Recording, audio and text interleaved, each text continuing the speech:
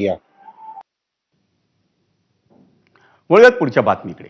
बोरिवलीच्या संजय गांधी राष्ट्रीय उद्यानाचं खास आकर्षण ठरलेली वनराणी टॉय ट्रेन ही पुन्हा सुरू होणार आहे। गेल्या काही वर्षांपासून ही टॉय ट्रेन बंद होती। ही टॉय ट्रेन नव्यानं सुविधांनी सजवण्यात आली असून ती बच्चे कंपनीला आनंददायी आणि रोमांचकारी अनुभव देणारी ठरणार आहे। नव्या विस्टाडोम पद्धतीच्या टॉय ट्रेनची पारदर्शक छत आणि मोठ्या काचेच्या खिडक्या ही खास वैशिष्ट्य ठरावी।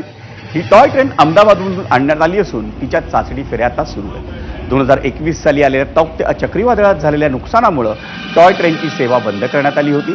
खासदार पियुष गोयल यांच्या पाठपुराव्यामुळे वनराणीचं पुनरुज्जीवन करण्यात आलंय।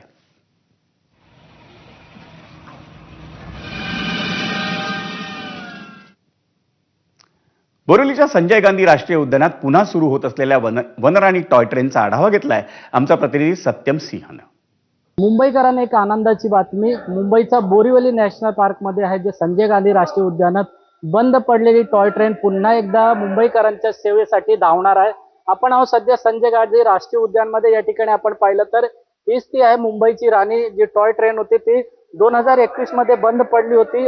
चक्रीवादळ आलं आणि या वादळाचं नुकसान सर्वात जास्त या शेडवर झाड कोसळून पडलं होतं आणि ट्रेनचं नुकसान झालं होतं। यानंतर 4 वर्षानंतर तब्बल ही ट्रेन पुन्हा या ठिकाणी केंद्रीय मंत्री पियुष गोयल यांच्या अथक प्रयत्नाने आहेत या ठिकाणी दाखल झाली आहेत। लवकरच मुंबईकरांच्या सेवेसाठी या ठिकाणी सुरू होणार आहे। केंद्रीय मंत्री जे पियुष गोयल त्यांनी याच्यासाठी मोठा पाठपुरावा केला, प्रयत्न केला, त्यानंतर देखील त्यांच्या प्रयत्नांना कुठेतरी मोठा यश आलं आहे। तब्बल 4 वर्षानंतर मुंबईकरांना आहे संजय गांधी राष्ट्रीय उद्यान मध्ये पुन्हा मुंबईची जी राणी म्हणून ओळखली जाणारी जी टॉय ट्रेन आहे पुन्हा सेवेसाठी सज्ज होणार आहे, लवकर धावणार आहे। मुंबईकरांना या ट्रेन मधून प्रवास करता येणार आहे। कॅमेरामॅन मोहनचा सत्यम सिंह, एबीपी माझा, मुंबई।